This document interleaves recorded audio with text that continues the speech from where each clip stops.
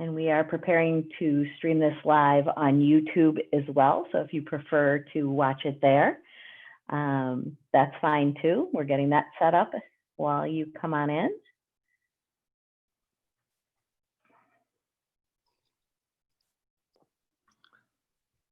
And we need just a few more seconds here.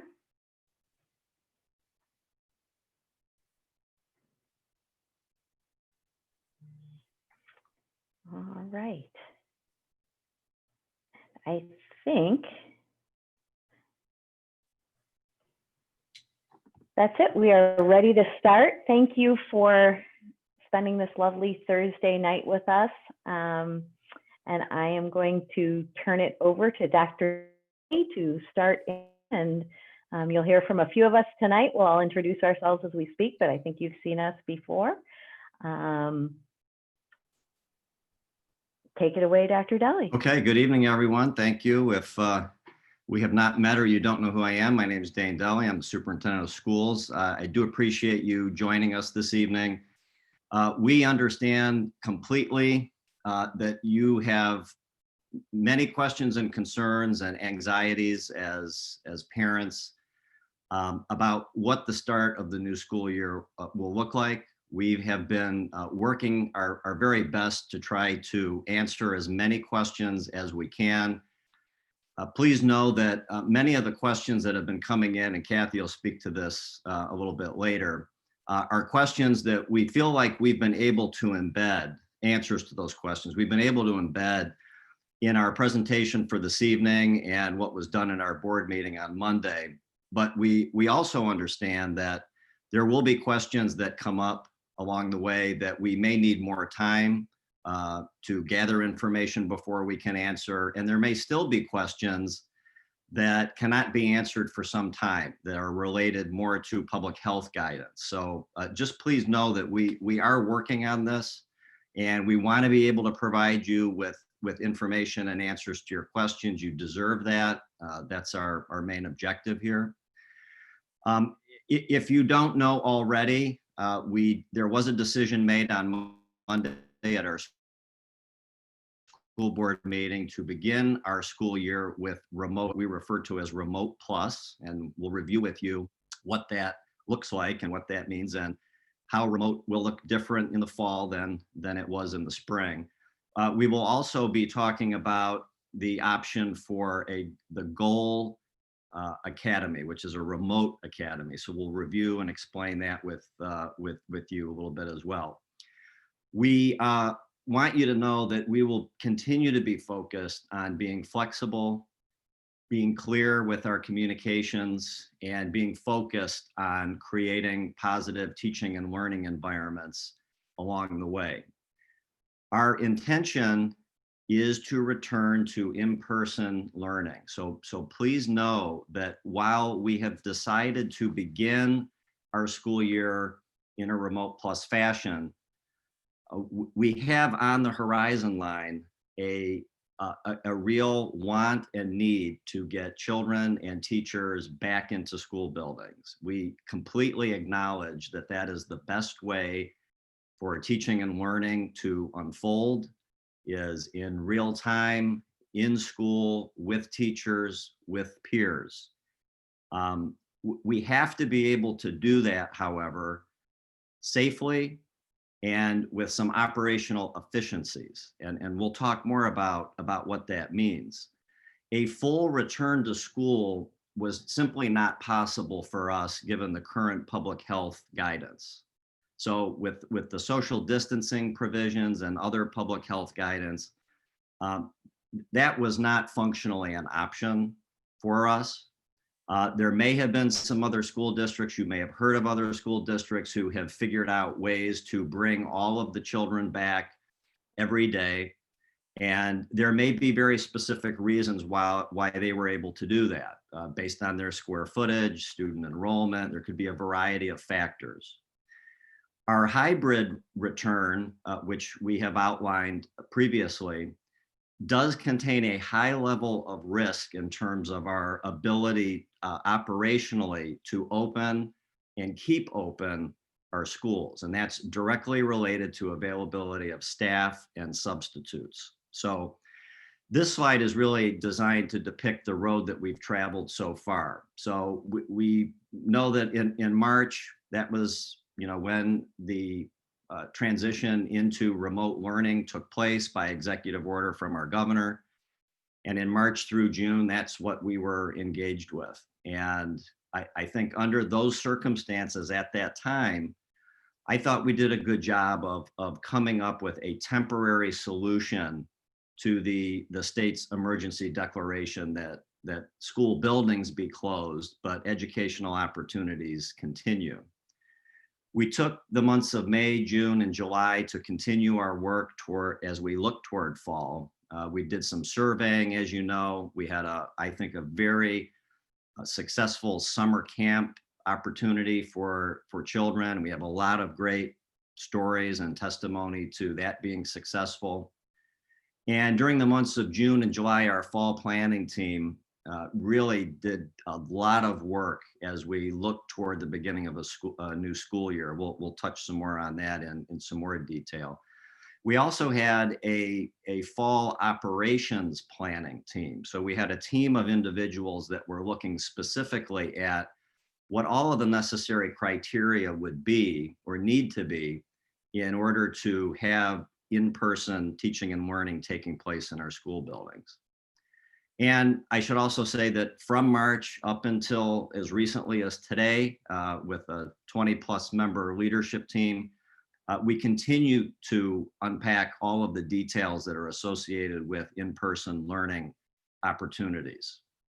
And we did have, like I said, on July 13th, a robust board presentation. There was some good conversation, great questions from the community, legitimate questions from the community that came in that we are working on answering.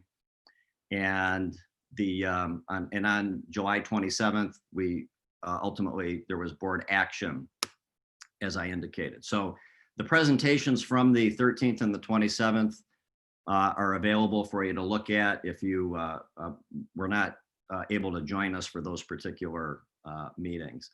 The road ahead really looked like this. July, we had focus groups, meeting, surveys, that additional surveying that was conducting, because we realized that survey data from June was really quickly antiquated. That's how quickly the conditions are changing. And so we did another round of surveying this month. I keep talking about July like it was, in the past or something, but we did more surveying this month. We had additional working groups that continued their work, the staff planning, learning and preparation that we have set for August, the 18th through the 21st, is really designed for teachers to be able to access the school buildings and to begin very specific kinds of preparation that is wide ranging. And we'll talk a little bit more about that. We did change the first day of school to August 24th. That was done I think 2 meetings ago. And we have, under this remote plus scenario, a target date, if you will, that would give us an opportunity to possibly transition into our hybrid learning model. And the reason we need these 5 weeks is really twofold.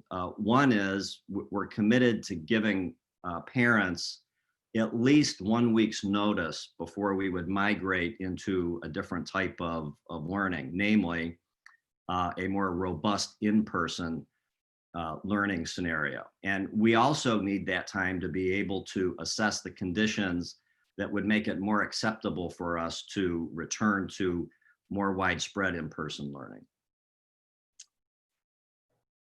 Next slide, Kathy.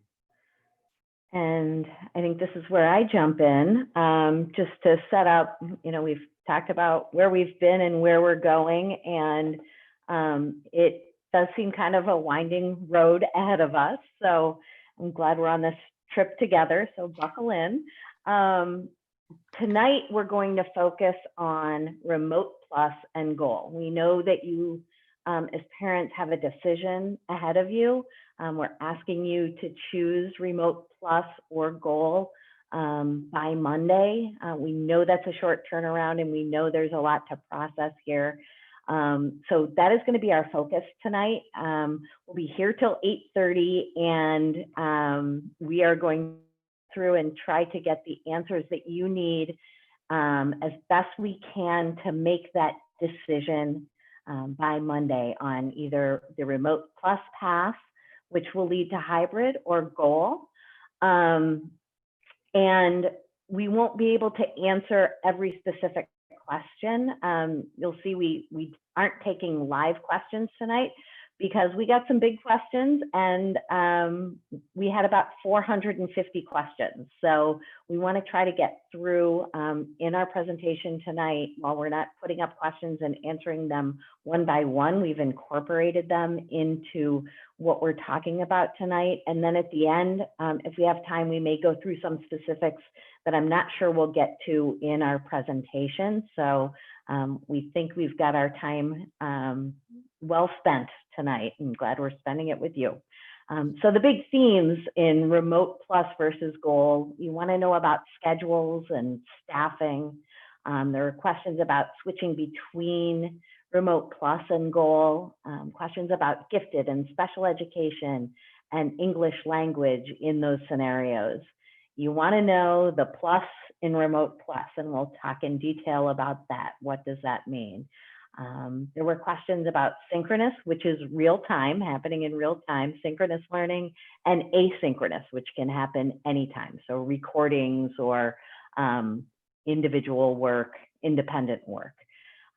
Moving between scenarios. When do we move between scenarios, and how can you choose to move from remote to goal or back? So we'll talk about that. And we will talk a little bit about looking ahead to hybrid, but because we really want to focus on what you need to make your decision, we'll be brief on that, and we promise to bring you back for more opportunities, webinars, videos, and ways to get that information when we get closer to that time. So my name is Brian Engel. I'm the Executive Director for Instructional Innovation. And I'm going to talk real quick, well, not real quick, but I'm going to talk about what's been happening throughout the process. When you listen to Dr. Deli speak about work that has taken place since May, as well as the work in June and July, and now transitioning into August, to help put us in a position to best support the students coming back, the families, and the educators in a way in which we can, maximize all of our resources. So the first thing that we were able to work towards is, upon the completion of several surveys and the acknowledgement from the board on July 13th of the 3 different models with goal, remote plus, or 4 different models, the goal, remote plus, hybrid, and adapted in person, we created focus groups that laid out an opportunity for us to really dig into specific educator groups in the district, such as our at-risk, our curriculum content, EC, some middle school, some subject-specific areas, to have as many people as possible share what went well, what did not go well, taking information from the wonderful survey answers from our parents and saying, this is what we've heard, this is what we need to adjust. How do we make what we did in the spring, take the good, leave everything else, take the good, and transition properly forward in each scenario, whether it is remote plus or goal, hybrid, and obviously adapted in person is the most familiar for everyone. So from that, in meeting with these focus groups, we also had simultaneously developed working groups that consist of close to 85 staff members that are broken up into individual groups, and their work is focused on multiple different areas coming together to make each option the best it can be. So we have curriculum work taking place. So how does curriculum lay out with a model that is going to be flexible? When we're in adapt or when we're in person, we do have a curriculum, we have maps, we're able to follow, we're able to work through it. Now, how do we follow those same maps? How do we follow through with the same level of assessment how do we follow through with the same level of learning throughout multiple different options, understanding that kids may be in two different ways. We may be having a goal school and have hybrid. We may have a goal school and remote plus. We may have a goal school and adapted in person. And so how does our curriculum line up, and what are the things that we need to do as a district and do those now in preparation for the start of the school year? So that's around curriculum. We have a group that's solely focused on what does the schedule, what does the day look like for remote plus and goal?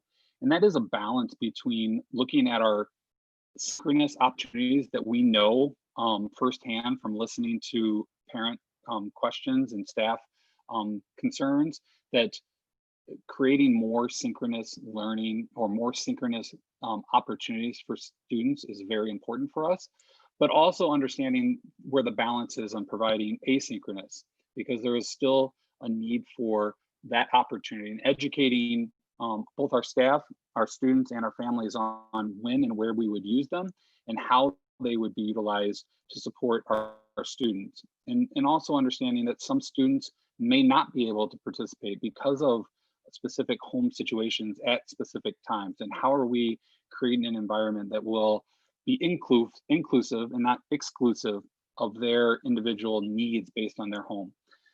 We have a group that's focused on hybrid. Again, as all of us will say, it is our hope and desire to bring students and staff back into the schools, have them in there. I have 3 children of my own. I want them to transition back into school. I want that their schools are also remote, and wanting that opportunity. So we have a group that's working on what does the hybrid model look like? How does the middle school schedule play out? How does the primary, intermediate, and EC schedules play? And what does that look like for the days that they're not at school? And just as a reminder, in a hybrid model, the way it's set up is it is 40% in school and still 60% out of school. And so how does that look and how does that play out? We have a group that's solely focused on looking at our at-risk learners, our student services, our EL, areas in which we know we have special populations that have very unique needs, that need very unique supports. And those supports may and likely will be different than supports that we provide other groups because of the way in which their IEP or their individual work is structured. We have a group focused on SEL, and I can't stress enough how important this area is, not only for our students, but also for our staff. We have all been going through a trauma, all of us, whether we feel it or not, and we all feel it at different levels, and preparing our students for what it feels like to be in an environment where you're wearing a mask at school. What does it feel like to be in an environment where you're not sharing stuff at school? And what have they done? What have they felt? What have they experienced? Because again, each family is different. Each family's level of stress related to this is different, and helping to identify that for them, and then also identifying it for the adults in our environment, because we all have different things, whether we've had family members with it, family members lost from it, friends or family that are going through it right now, or have nobody. It's an experience that we're all going through at different levels. And so the SEL committee is focused in on how do we support everybody. And then early childhood, a very key area for us. We have a focus group that's, or a working group that's dedicated to seeing what that looks like for our youngest learners who share everything, touch everything, sit together, have a staff member with them. What does that mean for them when they come to school? And that's full of our EC staff and trying to figure out the best form for them to come back, both in person or also in the remote program, so that we're supporting their needs as best we can. So the next slide is we're going to start to talk about comparing remote plus and goal. And just as a lead in, we've shared this before. If we knew we were going remote plus, if we were a district, there are several districts both around Illinois, but also around the country that have made declarations that we're going to be remote until January 1st. We're going to be remote until after trimester 2, or whatever their proclamation is, that it's far out in the future. That's a different scenario than what we're in. We're in a scenario where we're providing opportunity for goal, which is the online learning environment. We're going to go into the details, and that will stretch throughout the school year. And that remote plus, again, as we shared with the board, in a perfect world, everything gets better. All the things, all the identifiers are hit, and we start to transition back to school to a hybrid model, and then ultimately to an adapted in person. And that's quicker than, say, a district that says we're going to do it January 1st. Because in that situation, we might have a slightly different component where everybody's in one online program until January. For us, it's about providing opportunities for flexibility in one and for consistency in the other. So where people's stress levels are, and the ability for them to prepare, they can adapt to that. So here are some of the same and different. So if we were to share simply the difference or the similarities between remote plus and goal, is it's our objective to have them be mirror images of each other when they're taking place at the same time. That means that we're providing the same learning structure. Obviously, it's the same curriculum, the same schedules, their D34 staff and administration, and that we're providing those in two different environments, only because one environment, again, after a 5-week window and things are determined appropriate, we could possibly transition back to a different, and then goal at that point would stay in goal, and those families and teachers and students and supports would stay in that situation through trimester 1 and be able to make a decision at the trimester based on what they would like to move forward.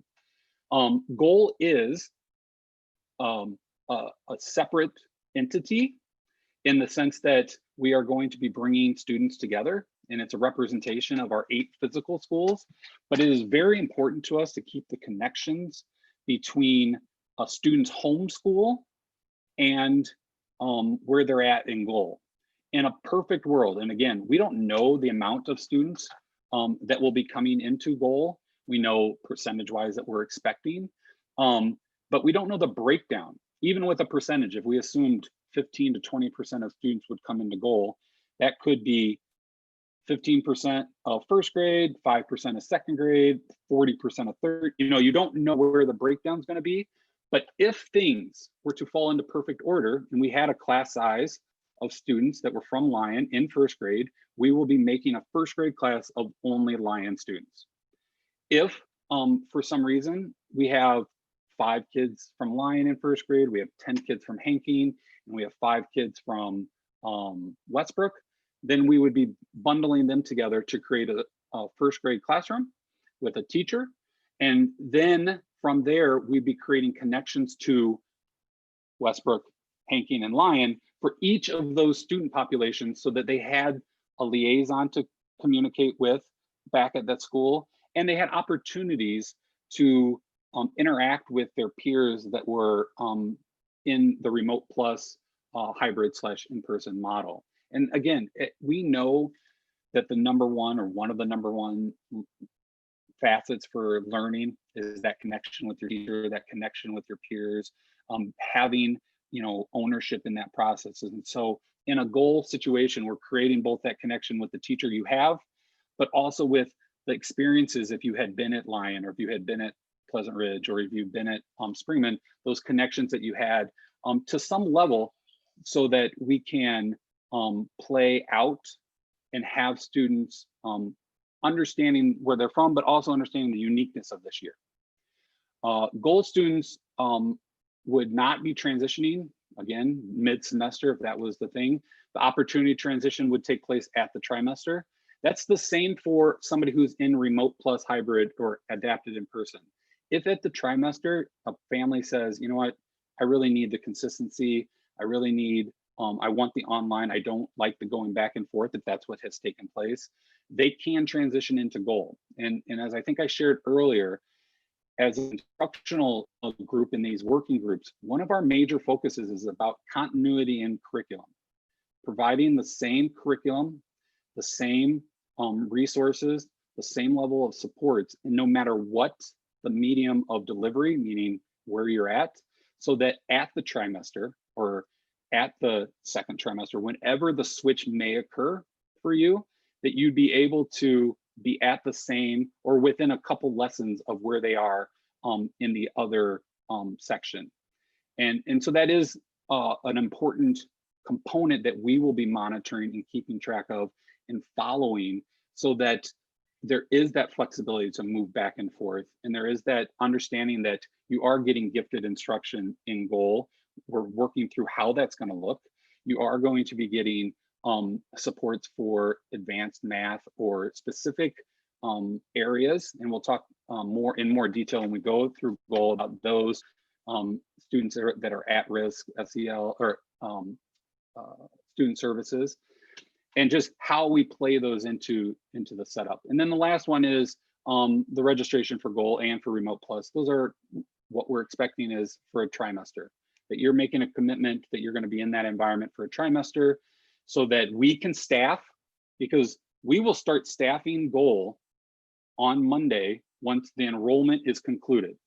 We will take the enrollment, we'll start staffing, and then we will be able to start moving things out. And again, I'll go into more detail when I get into the goal specific areas. Me again. This is an area we shared with the board, but it's really important to lay out for everyone as a reminder. In the spring, one of the biggest complaints for, I think, everyone, myself as a parent, we went into a pandemic, we went into a situation that nobody knew would last as long as it did. Nobody was prepared for from an instructional standpoint. Everybody did what they believed was best to support kids, including the state. But at that time, there were parameters put in place about attendance, not really monitoring. There were parameters put in place about new learning. There were parameters put in place about a student's grade could not go down. As we start this year, those parameters are not in place. No matter what environment you're in, we're working under the same guides and the same setup that you would if we were in person and nothing else had ever happened before. And that is, we will have report cards. We're going to take daily attendance. We're going to utilize standardized assessment, including NWA. It won't be the first thing we do, because there's a lot of things in terms of getting kids and teachers and families back into the groove of school, and throwing a test right away is not the means. But shortly after we start, we will be providing means by which collecting data, collecting information, so we know where kids are at. And if we do it remotely, knowing where kids are at is going to be important, and finding out what they know and where we can move forward.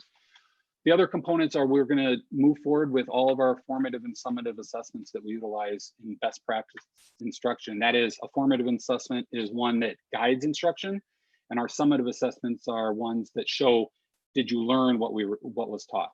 No matter where your child is placed, they will be following, or we as a district will be following, the District 34 curriculum, and it will be designed to provide the most engagement and meet all of the standards that we have laid out for that lesson, that month, that week, that trimester, and being able to assess that each time we're going through. Now this is Brian and Matt, but since I've talked a lot, I'm going to let Dr. Silverman chime in. All right. Thank you very much. Hi, I'm Matt Silverman, the Assistant Superintendent for Teaching and Learning. It's nice to be with you this evening, and I'm going to talk about schedules, which we know can, and there's two sides to a schedule. It can bring structure. It can bring an important sort of predictability to all of us, to children, to adults. And we typically become very accustomed to a schedule. The flip side to that is real life and potential challenges. And so while we're going to talk about structures and predictability, we respect and we understand that there needs to be flexibility as much as possible. And we understand that we need to be sensitive to the needs of your families, needs of your children, work schedules, at-home work schedules. We understand all of those variables, but I'm going to talk through some concrete information and then different work in progress through our working groups. So a significant part of the time that the work groups are spending on is indeed a schedule. And you might think, oh, math starts at 8 o'clock, and then reading is at 9 o'clock, and then social studies. That's what we typically go to. But when we want the schedule to flex, to meet different needs, to ensure that it is equitable and accessible by all of our children and all of our families, that's when we start to look at this notion of delivery of content or learning or new learning or lessons. And that's where this notion of synchronous and asynchronous time comes into play. So when we are thinking about consistency by grade band, so our early childhood as an element or component, kindergarten through second grade, third through fifth, sixth through eighth, each of those bands have developmentally appropriateness in terms of synchronous real-time daily scheduling. Part of that is, let's call it screen time, where in the remote goal format, the only way we can access each other is through a screen. And that's where a teacher is going to deliver her instruction or his instruction. It's a wonderful experience. It's a wonderful opportunity, but we do need everybody to sort of log into Zoom. And we do need the teacher and any other staff in that Zoom meeting with the class, 15, 20, 25 children all together on that Zoom call. It's real time. And we are going to plan for that. Again, though, the balance of that is when that is taking place, the synchronous real-time daily scheduling, we're going to do our best. I can't say every single lesson, every single experience, but it is high on the priority to figure out how much we can provide recordings of that, how much within the instruction, because that's really the purpose. It's the instructional piece, and then it's the interaction with classmates and the teacher. But we are really trying to zero in on if a mini lesson is taught or a math lesson is taught or social studies, whatever the case may be, there's accessibility to that after that particular window of live instruction. The asynchronous, we typically think that might be independent student work time. It might be supported student work time. It might be when children are creating, they're building, they're actually writing, not typing, they're writing with a pen and a pencil and a paper. They're doing learning and they're engaging in learning in such a way that they honestly, they don't need to be with the screen or on the screen time. So that's when we put the notion it's sort of any time.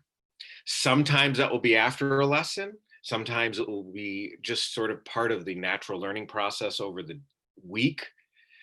So those are really two significant factors when we think about a traditional schedule, 8 o'clock, 9 o'clock, 10 o'clock, and then that blending of synchronous and asynchronous, because the reason for the schedule is for learning time.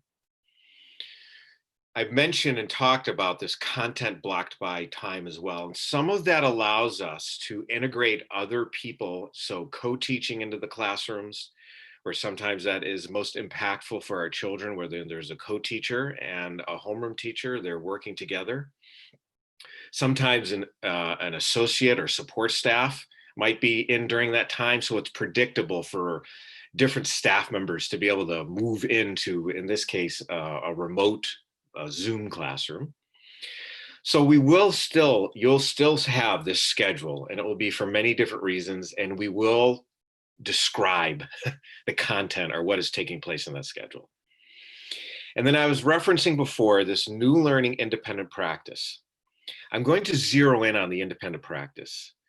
We focus greatly on children having success with that practice.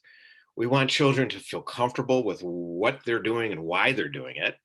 And then we want them to be able to actually complete or engage in or make sense out of the activity, the project.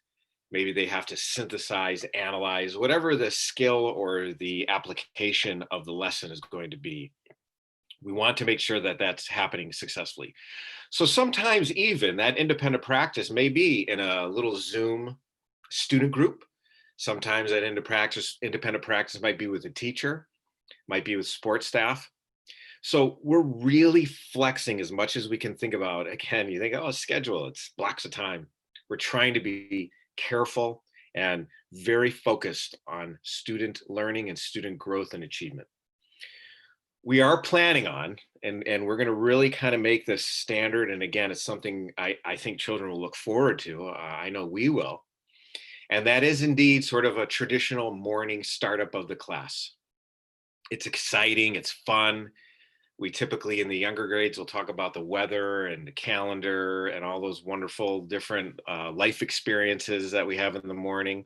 We get to share, we get to maybe do show and tell. If we're in our homes, we can show and tell about things. So that we're going to really build on. And again, it will be clearly communicated to our families as to when that morning start of class, sometimes it's called a soft start, will take place. And we're really targeting early childhood. The middle school will be a little bit different. Children will be entering in sort of like a middle school schedule.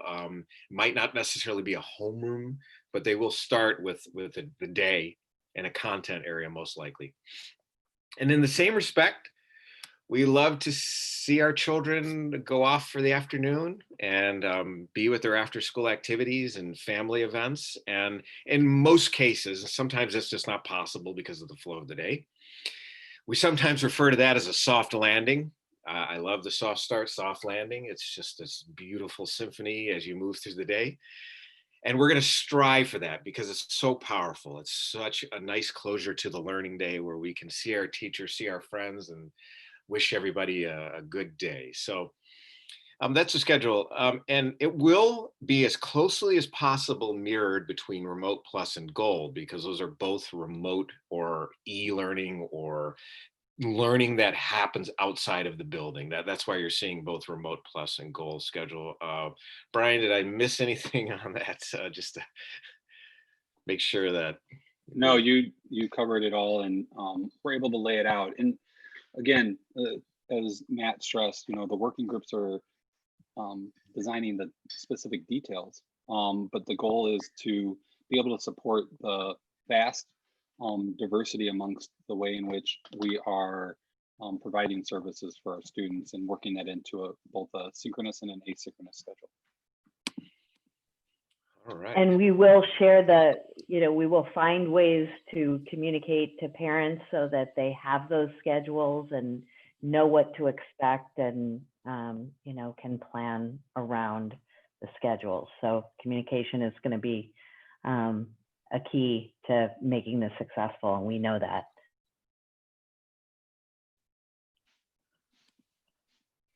So I'm going to begin speaking about Remote Plus. And I'm sorry, my name is Mary Garrity. I'm the Executive Director for Student Services. Good evening to all of you, and thank you for spending some time with us this evening.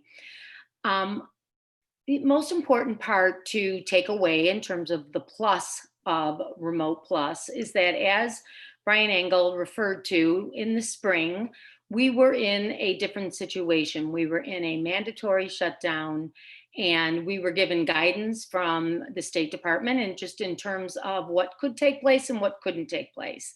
And so we were following those guidelines. And so things have changed, and we began planning for the fall way back in June. And as we were planning and looking at the feedback from our early parent surveys, one of the most important pieces to those early surveys was that engagement with child and teacher, and really being able to add on to what a remote experience could look like. So back in June, we didn't know where we would be in August. And so we continue every single day to watch our health guidelines and try to determine what is best, what is safe. And as we have said from the very beginning, health and safety is the #1 priority for your children, your families, and our staff. And so, but yet Plus is so very important for all of our families so that our children begin to normalize as much as we can in a pandemic. So although we're not able to read all of our questions this evening from all of you. We hope that we have embedded most of the content within this PowerPoint. But this particular question was very, very important to us because it came from a child. We are all educators, and the beginning of school always is exciting for every educator, just like it is for every child.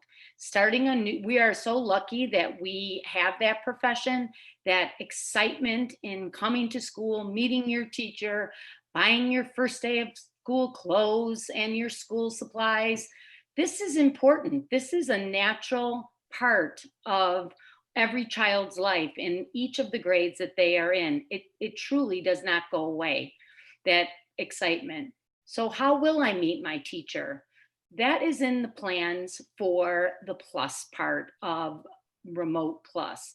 If your child is able to come to school and medically able to, they will be able to have opportunities to, and Matt Silverman's going to talk more about specifics, but there will be opportunities for children to come to school during the 5 weeks that we are in Remote Plus.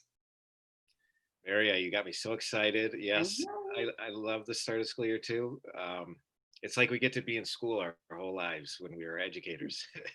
It's awesome. So let's talk about the opportunities that we have in the plus part of Remote Plus. Now, this is in addition to all of the instructional improvements that Brian was referring to and really outlining on that side.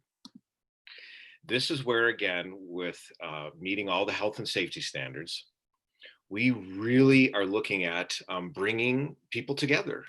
It's just super powerful. It's super exciting. So small group meetings, the small group would be driven again by ensuring that we're able to do social distancing, that we're able to follow all those different protocols. And the events and activities would also similarly follow those types of health standards. So it's creative. We're going to get creative with this. And we're going to build up the energy and the excitement for our children. So something along the lines of first starting and first planning for those transitions that we usually experience just moving through our district naturally as children matriculate from one either program to the next or school or even grade. So our early childhood, there is programmatic movement.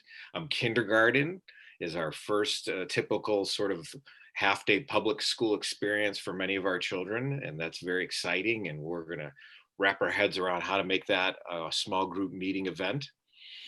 Also, too, as everybody knows, we look at third grade as another foundational experience and opportunity for children to move.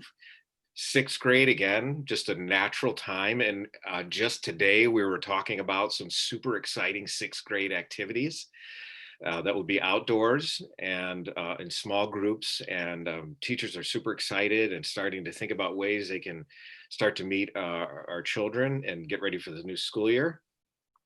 We also know that even in this pandemic environment, we always want to make our new students, new families to the district feel super welcomed and just part of our big family. And so we're going to zero in our attention. However, please remember and be excited for everybody. We are going to do with every grade, everybody as much as possible, these outdoor events. When we are together, just so you kind of have a feel, because again, this is an opportunity to sort of be creative and think about ways we can bring people together. We will most likely start with the relationship and community building. And that's really naturally at the beginning of the school anyway, even if we were able to be in the buildings and adapted in person. We would be building and meeting each other, finding out what each other likes about school and about home and all those special little relationship building opportunities. And as both Mary and Brian mentioned, we are definitely elevating the importance of social emotional learning and support. We understand the time and the experience and this world is a little different. And we're going to keep things super positive, but in the same sense, we want to make sure that we're supporting our children and that range of emotions that they might be feeling. and hopefully it's all happy, but we have an amazing support staff and crew to help our children on the social emotional side. When we are talking about these windows of opportunity, again, it's most effective to be outdoors, just to be able to exercise all those safety standards. So we will be actually bringing on site at every building at least a large tent, which is fun. And we'll take advantage of those tents to have little activities out there. And if the sun is shining, we'll be together. And most likely these are going to be short windows to be together. And then once we get the school year up and running and everybody's super excited, they've met their teacher, they know their classmates, they're super ready to go, we will start looking at that opportunity for some specialized instruction. We realize the importance of that.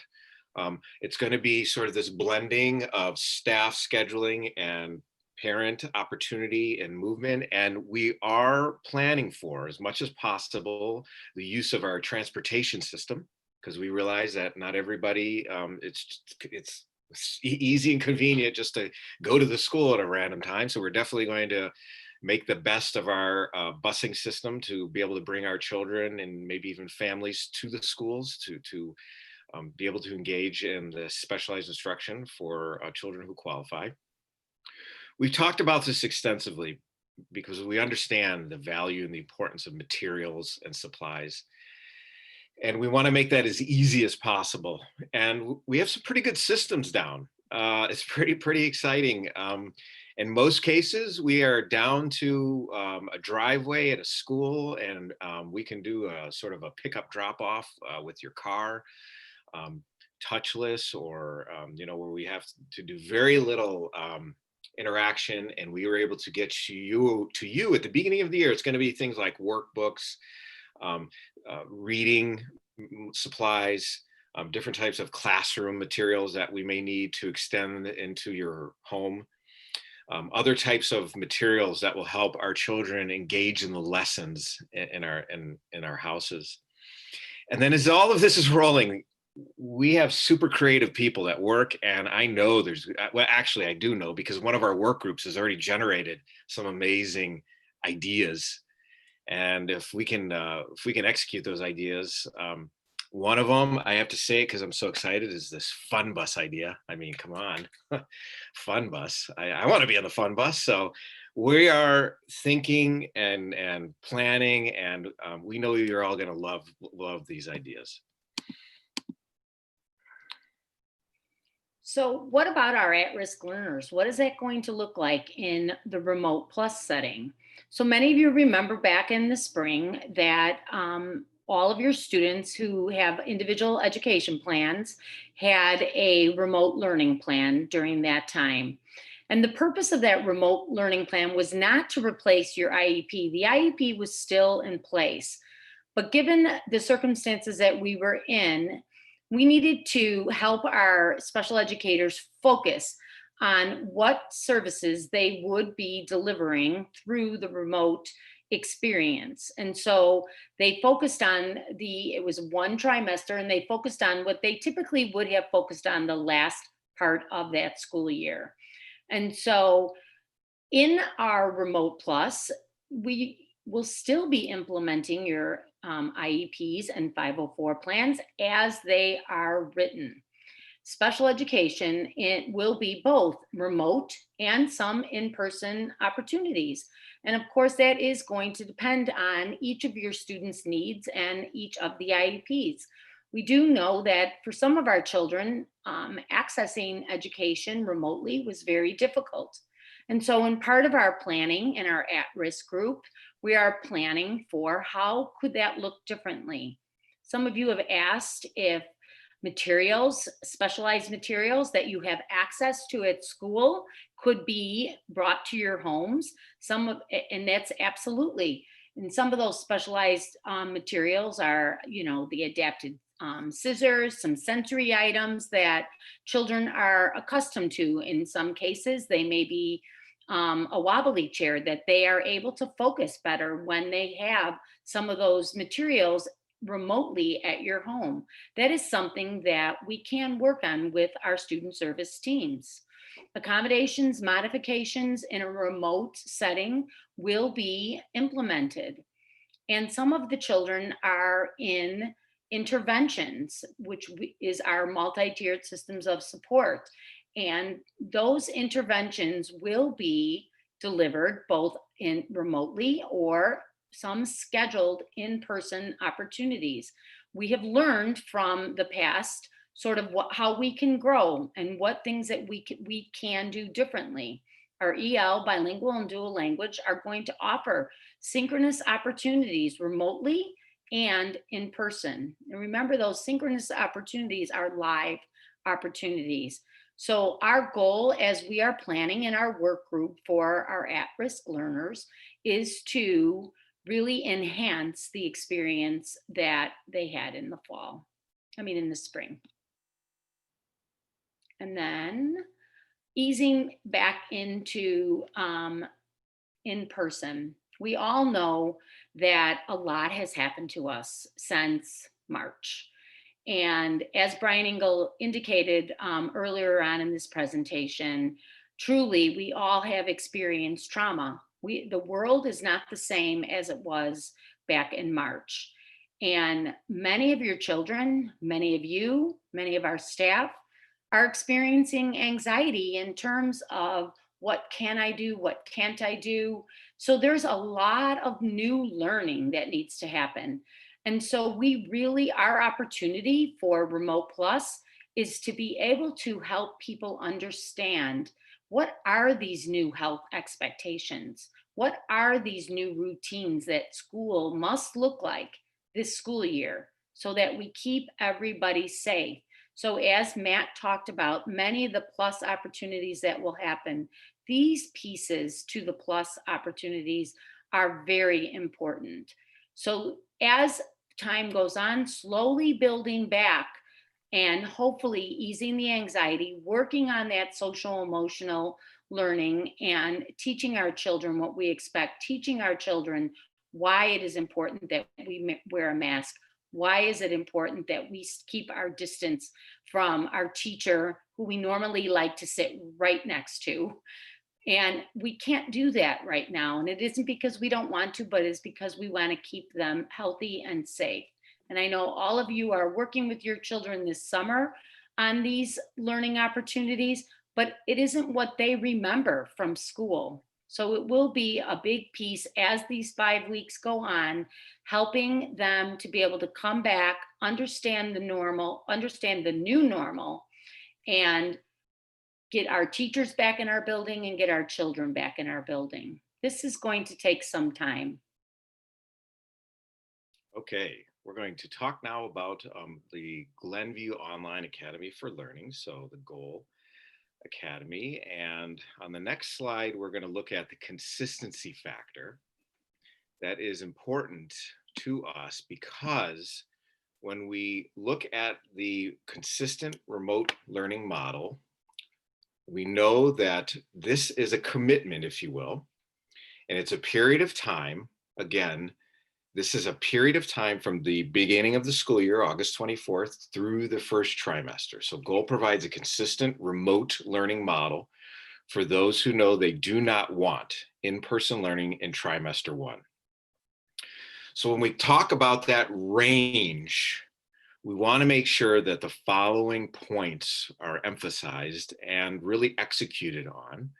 So when we talk about our early childhood through 8th grade curriculum instructional opportunities, you can see we're going to work our hardest and our best to ensure, whether it's remote plus, hybrid, or in person, that there's seamless transition opportunities as needed at the end of each trimester.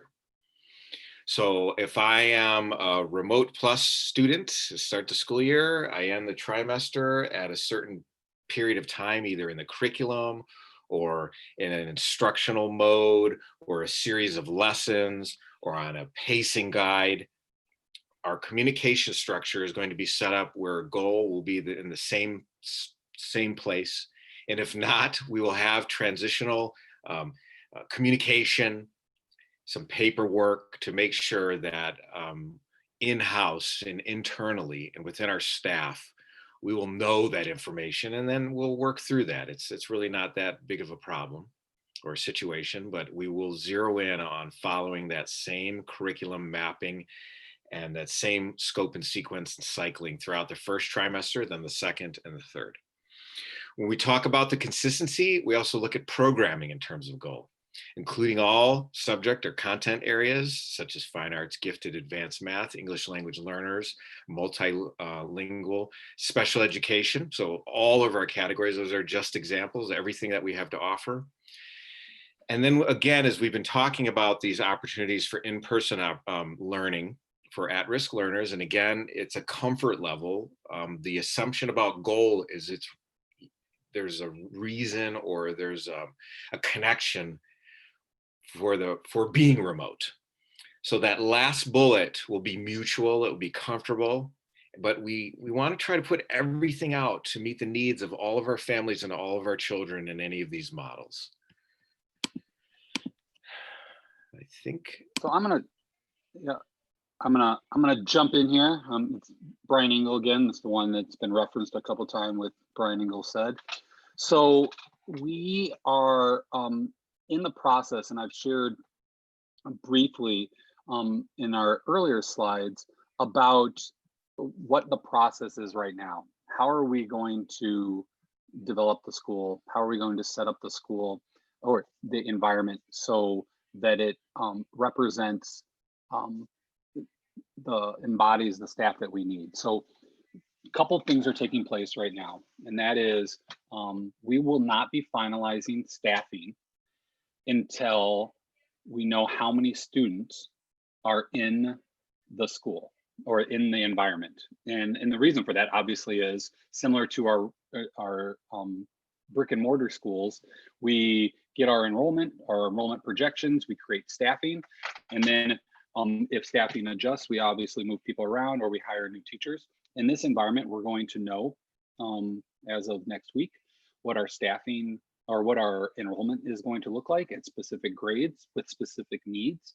And then we'll also at that same time know what our availability of staffing is. Again, one of the things that we want to stress to people when they think about this isn't an opportunity where we're adding a new school because we have a huge enrollment of new students. This is the same 4,600, 4,700 students, and the ability to pull off a portion or pull out a portion of those students into a separate environment that is in alignment with everything we're doing, and also utilizing the staff. And in this case, we'll be utilizing staff that may be unable to attend school because of their own concerns and issues. We also may have staff that we need to pull and tap and bring them into this environment. The other important component is that we will have staff that live in both environments as individualized support areas, such as we could have gifted supports that come from the remote plus hybrid in-person model and help to work with our students who are gifted but placed into remote. Again, it all depends on the numbers and how that breaks down. In a perfect world, like I shared earlier, this would all fall in equally.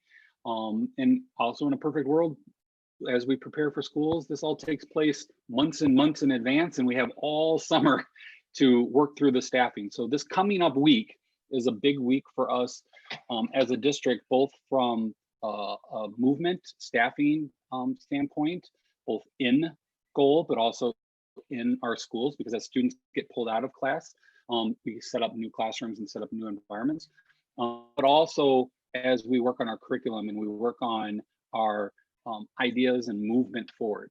So another important component, parents have asked us about, how are you going to do this? How is it going to be aligned? Is it a totally different environment? And hopefully we've continued to reiterate throughout this process that the hybrid, the collaborate, the goal, the in-person, the remote, all working together. We are building bridges between each of these groups of people that will ensure on a weekly basis that we have the connections between what is taking place in one space in first grade is also taking place in another space in first grade.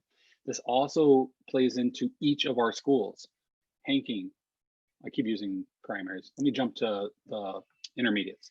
Glen Grove, Hoffman, and Pleasant Ridge, that they are in fourth grade, they are also communicating and working together, because in goal, we may have students from each of their buildings. And so it's not an opportunity to have 3 different fourth grade setups in different schools. This is consistency and collaboration across the board between each of our groups, so that the programming and the provided options are not unique to one group, but being afforded everyone as we move forward.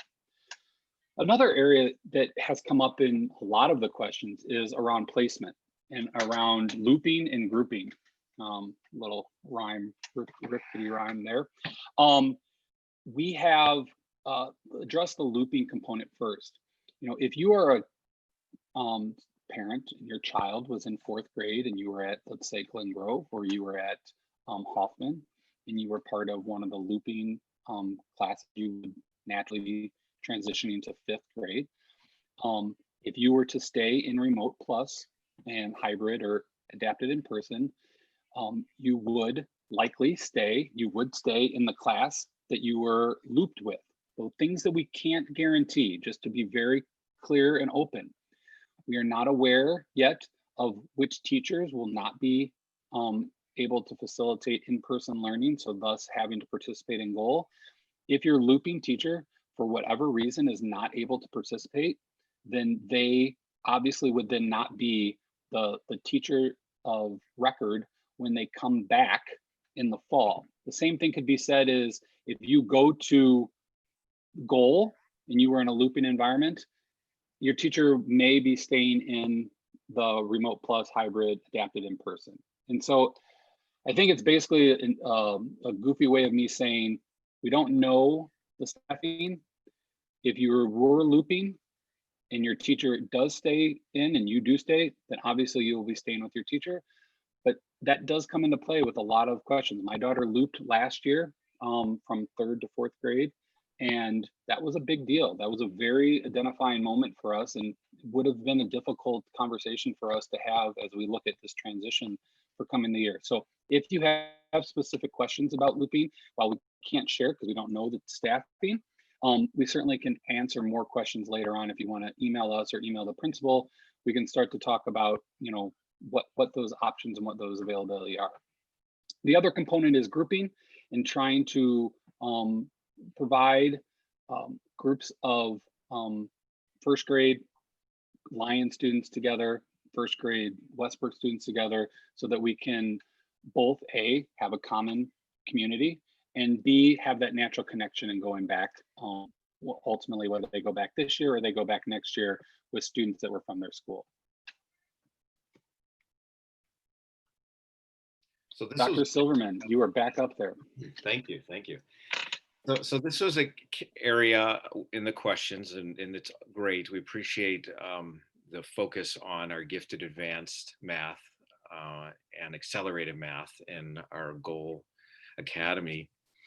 So we do want to highlight the service and the instructional focus.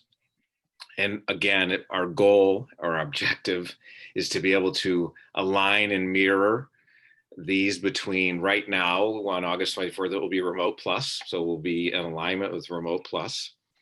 We will have these services, these classrooms, these levels of instruction.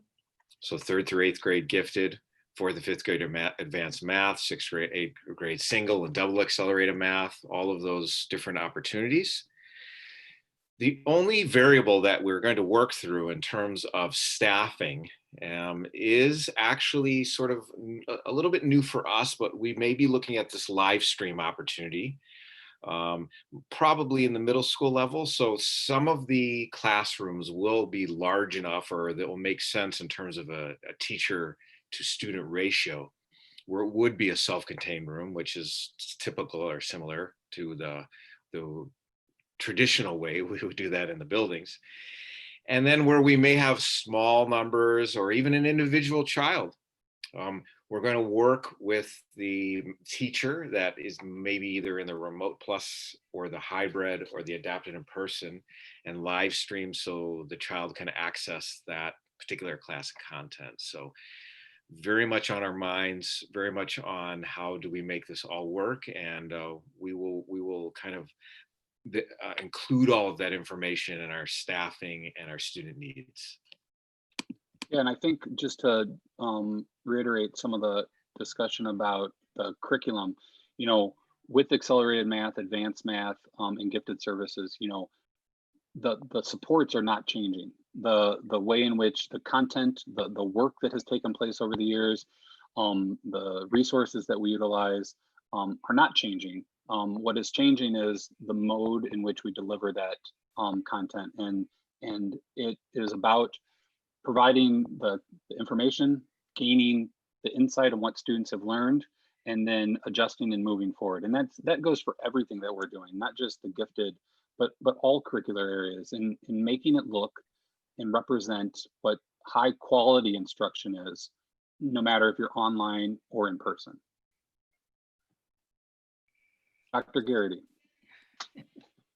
So what about our at-risk learners in goal? And I know this week even I've spoken to several different parents about what would it look like if my child has an IEP and we needed to do goal, or if we chose to do goal.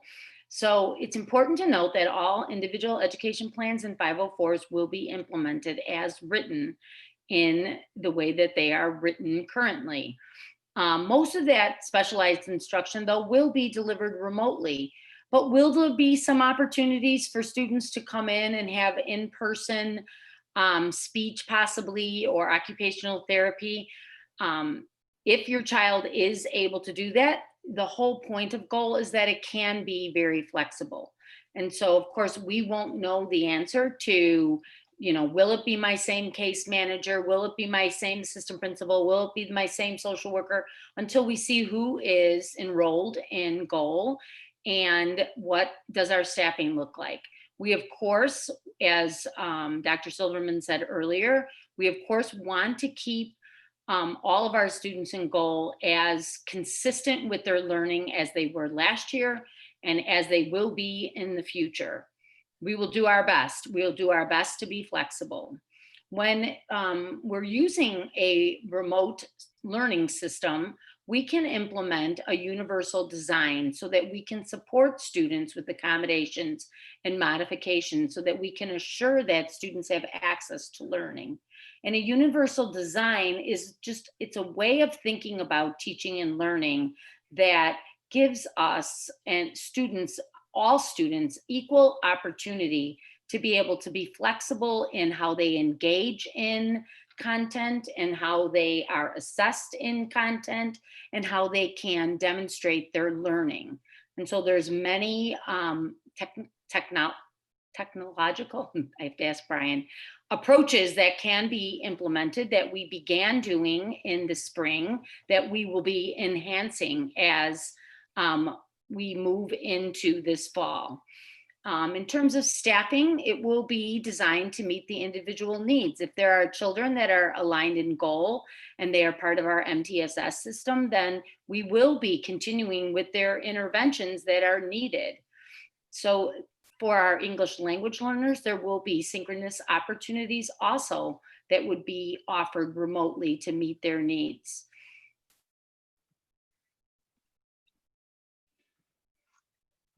So I'm going to talk a little bit about transitions, but I also want to just come back to, and it's not specifically on this slide, but come back to the middle school and to make sure that we answered some of the questions that were out there regarding middle school structure, how middle schools would look, whether you're in goal or you're in remote plus or you're in hybrid, is that the objective is to create structures, schedules, so that students are participating throughout the day in different opportunities that are set more so for that age group, so that there is some consistency for them. There's also the ability to create a level of rigor that is necessary at those grade levels to focus in on whatever subject at that time period that they're in, as well as to gain greater insights through assessments as they're blocked into that.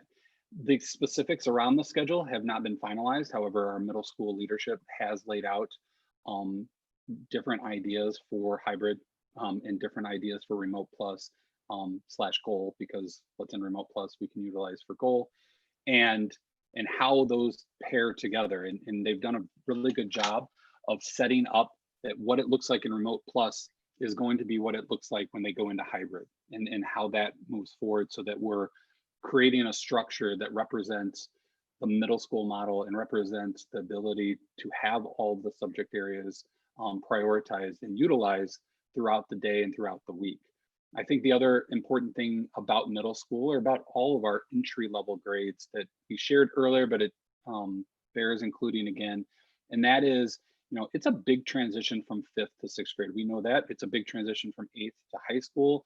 These are interesting years for youth to be going through, and to then experience this uniqueness of what we're looking at. And so our middle schools are really working hard to develop that way that we can embrace the 6th graders in a in-person way to start the school year, so that they can visit safely and meet people and know what the middle school feels like. Even for some of we stopped school a little early, in the sense that kids in 6th grade didn't specifically visit the middle schools during the spring as we usually do. And while we facilitated some online virtual breakouts where our incredible instructional innovation specialists at the middle schools created virtual tours of the schools and had breakouts where kids would work through questions to answer about that school, it's not the same. And we want to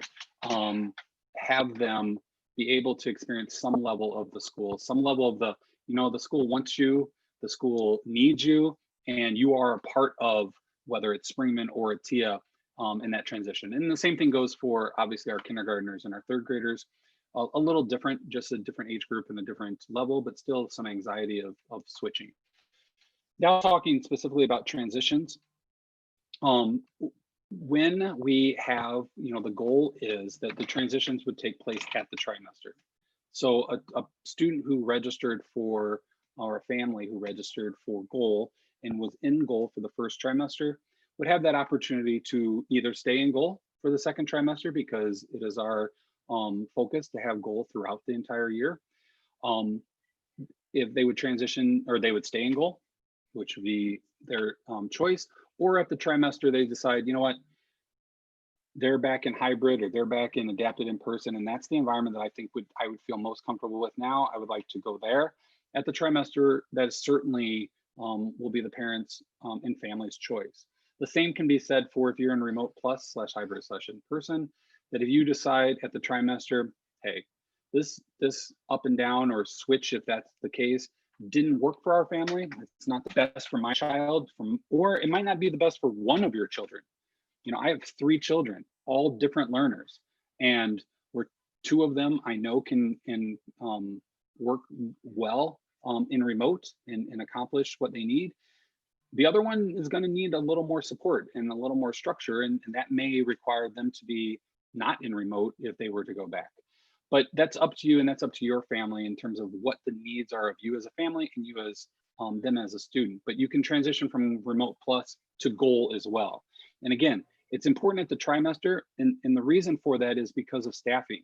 We will be readjusting our staffing at that time based on the students that we have coming in and coming out, so that we have those supports. And so that if we have more students coming in, we're going to need to add a teacher, or we're going to need to figure out how we add them to the class. If we have more students going out, we need to figure out how we're adding them to their homeschool and building them into that classroom environment.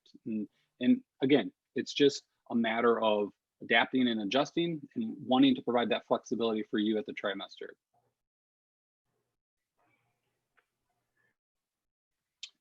Next slide.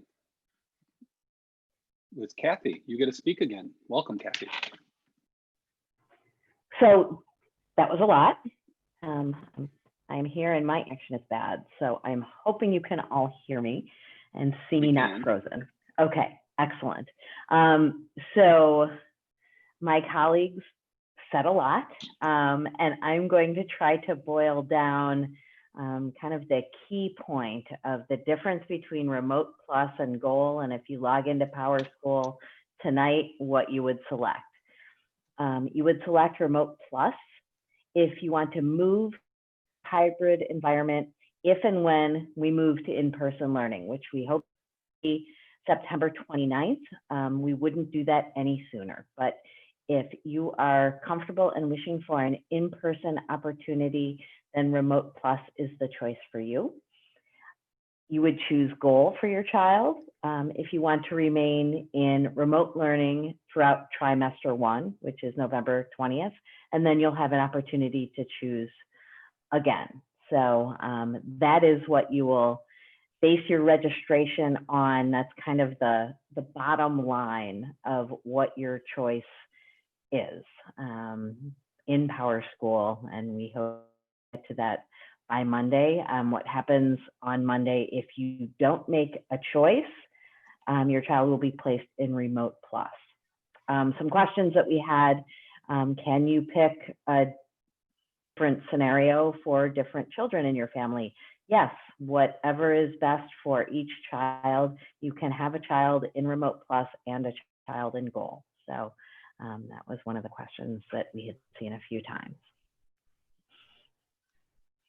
Oops, sorry about that. All right, Eric Miller. Okay, good evening, everyone. I'm Eric Miller, Assistant Superintendent for Business Services. And when it comes to operations and preparation for in-person learning, the district is implementing a few things to help mitigate some of the risk. And one of which is putting procedures in place to make sure staff and students who are coming into the buildings have been screened. We're asking folks to self-report that in our systems. More information to come on that. The other key to safely returning, as we all know, is the use of face coverings and other PPE. Please know that masks are mandated. The district will issue several reusable 2-ply cloth masks for use, while on the property. And additional PPE is available to those who have, different needs or who request. The district will increase cleaning by disinfecting all buildings daily, and additional cleaning will happen in high-touch areas throughout the day as we're able. We also have hand sanitizer and wipes in every room across the district available for frequent hand cleaning, certainly before and after eating. To help enforce some of these procedures, we'll have signage around the buildings, reminding folks of direction and distance markings for students when it comes to the bathroom or other entry points. We're also going to make some changes to the classroom setup to help with distancing. Students will sit up to 6 feet away from each other. However, based on the room and class size, this may not always be possible, even with only half of the normal class size present, such as in a hybrid model. Transportation will be similar to a typical year, with the biggest change being that all students will have an assigned seat, and this will just help with tracing. Food service will continue in any scenario, realizing that student meal times and locations will vary this year. While eating without a mask, students must maintain 6 feet social distance. So for this reason, we're going to spread students throughout the building and have designated allergy areas. If students or staff are not feeling well throughout the day and exhibit symptoms once they've arrived on campus, we'll identify special rooms in each building for a COVID specific infirmary, if you will. And so these rooms will be staffed and equipped with negative air in order to house students while we make arrangements for care and getting them home. In terms of fees and being in remote, we still do plan on utilizing technology, certainly, and issuing supplies, as was mentioned in some cases, for home use. And so we'll certainly monitor the year and our allocation of those funds, but do not have plans to issue refunds at this time, other than for students who pay for transportation if they request it. And lastly, as you can imagine, we believe it's in everyone's best interest to limit building visits during this time. And so if a visit is critical, once we get to in-person learning, we just ask that appointments are made ahead of time, but we'll have designated areas to drop off any forgotten items. And that's all for operations. Thank you.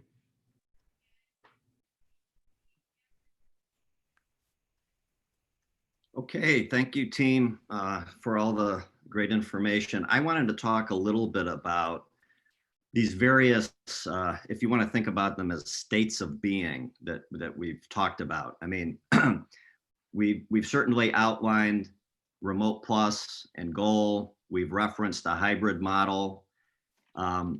We haven't really talked much about adapted in person, but I do want to emphasize that the goal here really is to get children and staff back into what we all knew as traditional teaching and learning environments. That's what we want to do. The remote plus and the goal is our declared starting point. And in order to move toward hybrid and move toward adapted in person, we do need to be paying attention to some metrics. And the categories that I'm going to talk about in a moment are really designed to be just that. They're categories. You'll notice that they're not specific numbers or thresholds. We will work with the various public health agencies and follow their guidance and hopefully be able to share with you more specific metrics. But for now, these should be viewed as categories. These are areas that we will be monitoring. And the reason this becomes important is because, as the graphic depicts, those arrows are going in two different directions. So as circumstances change, and while we are moving toward more a desire of more in-person experiences and learning and getting everyone back into the buildings, there may actually be situations that cause us to go backwards. And so our agility and our ability to move between these various states of being becomes very important.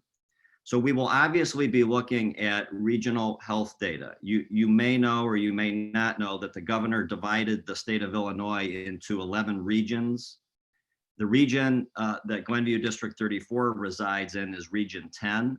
And so we will be looking specifically at health data that is available from that region. When I took a look recently, what I was able to see is a 9-day positivity rate, positivity increase rate over the last 9 days. So on July 18th, the positivity rate, again, this is for a region. This is not state. This is Region 10 that I just described. The positivity rate was 4.7%. And as of July 27th, the positivity rate was 5.6%. Now, as percentages go, we can attach maybe whatever value we want to that. But I think the point to know is that the positivity rate is increasing. And we actually want to see the opposite taking place. We want to see those numbers on a rolling average positivity rate declining. So that's something that we're going to be looking at. What I'm sharing with you is not a cutoff metric where we would make a decision one way or another. It's just simply to illustrate that we're watching the data as it becomes available, and that's one of our factors that we look at. But again, this will be done in concert with state, regional, and local public health officials. We take guidance from, and we've been saying this from the beginning, we take our guidance from the Illinois State Department of Education, the Centers for Disease Control, the Illinois Department of Public Health, and the Cook County Department of Public Health. And that would be the agency that would actually help us contact trace in the event that someone in our schools tested positive. So we're working on all of the dynamics that would be associated for a more broad-based return to school. We also need to look at our staffing availability. While our desire is to bring children back to school, we obviously need teachers, support staff, custodial staff, food service, bus drivers. We need a full complement of support individuals to be able to help us achieve this goal. Also very important is our substitute pool. So, and that's a struggle for all school districts. It's a struggle for us. On a good day, we often struggle for an adequate number of substitutes. So that is a metric that we have to keep track of, as well as our personal protective equipment, cleaning equipment, sanitizing equipment, and on-hand supplies. So we need to make sure we have a ready supply of the things that we need to keep the buildings clean and to keep people safe. And then, of course, there's this whole matter of executive orders. So everything that we're talking about tonight, by tomorrow at this time, could be different. And that's the environment that we're living in right now. And I know that it's unsettling. It's unsettling for us. It's got to be unsettling for you. We're doing the best we can under circumstances that really do change sometimes from day to day or even within a day. So our obligation to you is to keep you in step with that as best we can. But please understand that the turnaround time on some of these changes is just very quick. So that just gives you a little bit of an idea of what we're working on as we evaluate what a reasonable return to more in-person instruction looks like.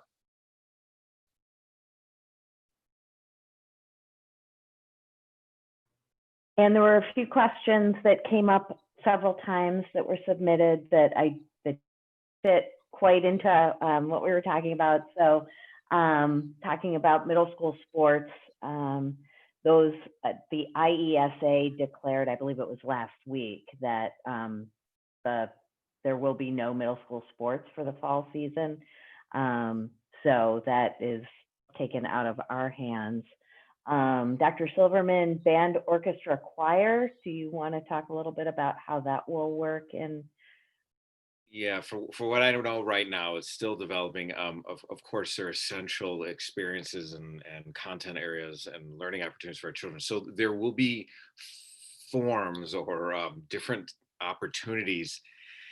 So much of that revolves around the virus medical element, unfortunately, with the singing and band. So what we're zeroing in on are small group experiences, Zoom to be able to connect, but as much as we can and in any way we can, staying within the safety standards, we will continue with those learning experiences and engagement with band, orchestra, and choir. It's ultra important.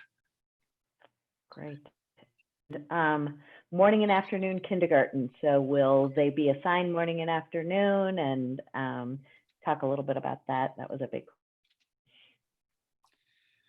As of right now, that's our focus to do that. Yes. What exactly and how, more to come. But yeah, I think.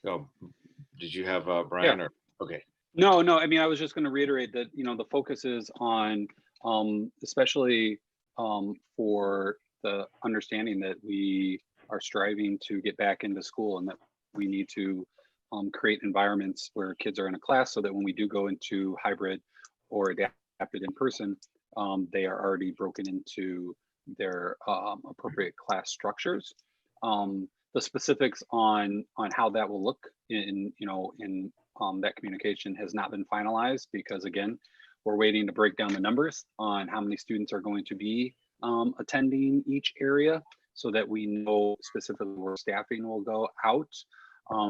And that, I think another identifier, and I don't know if we've shared this in a slideshow, we're looking to, I do believe we shared it in a previous slide, but not tonight, that, August 17th will be our day of class placement and providing information for all families, whether they're in Goal or they're in their school with Lyon, Pleasant Ridge, all of them, that on that date, we would be providing them with their classroom teacher. The other thing I can speak to in terms of kindergarten and our other instructional periods, and we talked about it in a previous presentation, the Illinois State Board of Education is holding us accountable to a 5-hour day of instruction. Now that means all student learning. So that means offline, online, asynchronous, synchronous 5 hours. Kindergarten is 2 hours of sort of instructional time. So again, we'll work around what is age appropriate and sustainable for our littlest learners as they enter into the system for morning and afternoon kindergarten. we had some questions about parent support and resources, and I can talk a little bit about that. In the spring, when we, closed schools quickly, and some parents were struggling to find the resources to understand how to help with online learning and be a source of support for their kids in the technology and in other areas.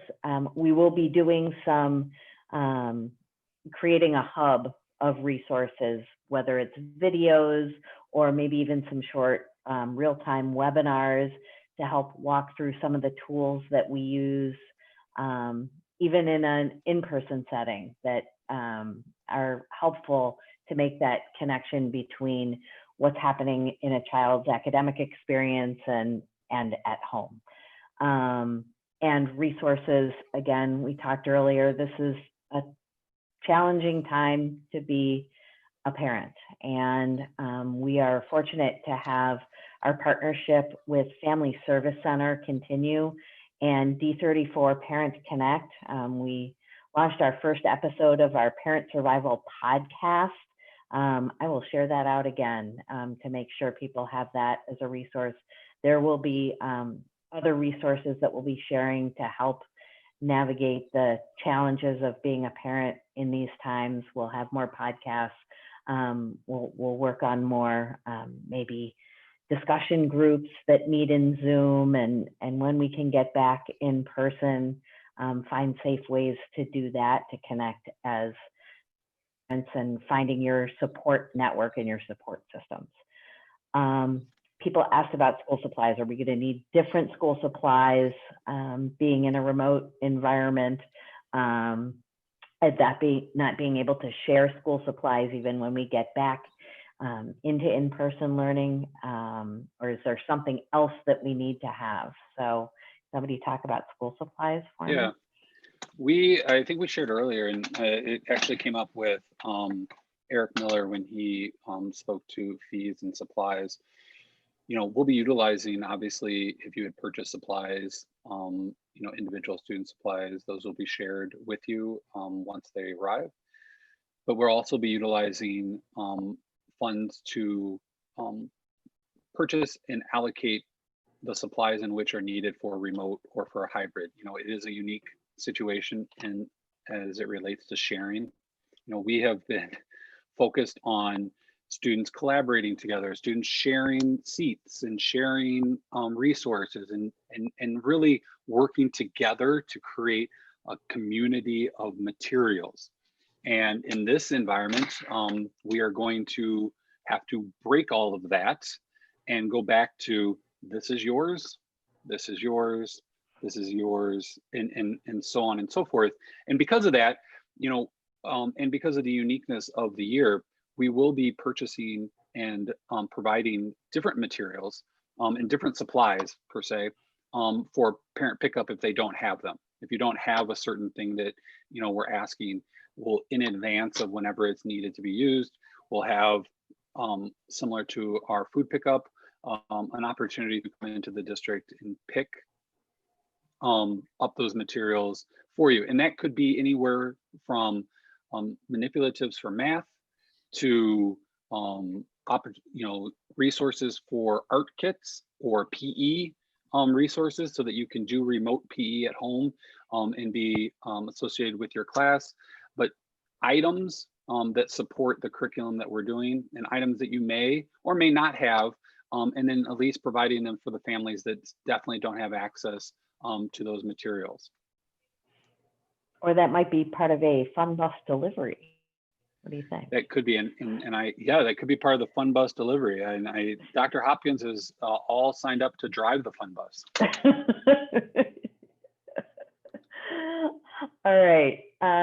We thank you for sticking around. I know we've gone a few minutes over our time, but I just want to wrap up with a few important reminders. We continue to update our website, nview34.org/D34-flex. We'll have more information, FAQs, more details as we can add them there. We want you to make your selection in Power School by August 3rd. If you have already made your selection and you want to make a change because of something you heard tonight or as you think through it before Monday, please email me. You know where to find me. My inbox is open to you. And as Brian Engel said, class placements will be shared on August 17th. So that's getting the information on August 3rd gives our amazing principals, assistant principals, and teams in the buildings time to work and make those placements. That is a complex process, even in normal times. So it's certainly, they've got their work cut out for them, and they're doing an amazing job taking this back to the buildings and making it work. So register for the school year going into Power School to make your selection. Also make sure that you have registered. And if it is a year when you need to submit health forms, you can do so remotely at health@glenview34.org. So that is it for tonight. We will look for other opportunities to stay in touch with you. And again, you know where to find me. My inbox is open. So have a good evening, everybody. Thank you. Good night. Thank you all.